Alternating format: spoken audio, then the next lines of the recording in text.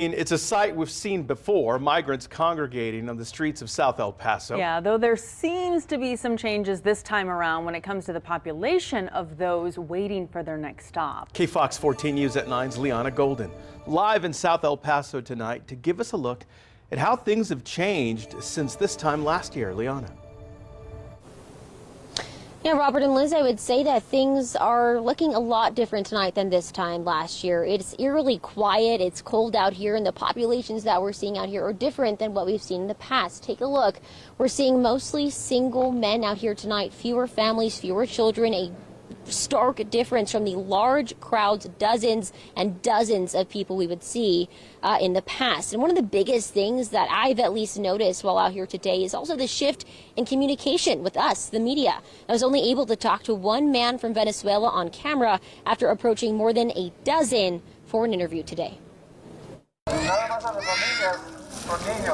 It's the dinner rush at Sacred Heart Church. Dozens of people wait outside, hoping to get inside for a warm meal. Little kids cry for their mothers as they too wait for some food. The number of children and families, though, noticeably smaller today than in previous weeks and months. This video here taking us back to May, when Title 42 was days away from its expiration date.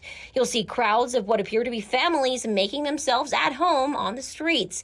You can also see those temporary encampments and sleeping arrangements in what looked like a makeshift migrant community. Today, you'll notice there are no tents. The majority of people we saw were coming and going in smaller groups. De Venezuela. And they were single men like Victor here from Venezuela. Hace 5 días. He's been in El Paso 5 days and is headed to Denver. That's one of the so-called sanctuary cities migrants are being bused to in large numbers. City leaders there are pleading for help, saying they're not prepared for the crowds.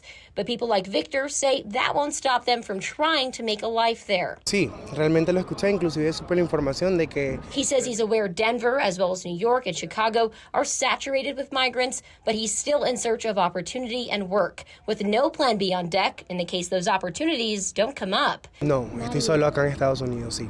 Saying he has no family or friends in the United States, he came here alone. Now, some of the migrants I spoke to off camera today told me they are headed for New York and Chicago, and it's much of the same, whether it's crowded or not, whether they have a place to sleep or not. They tell me they're just hoping to get on whatever bus they can, hoping to find work and make a life for themselves out there. Reporting in South El Paso tonight, I'm Liana Golden, KFOX 14 News at 9.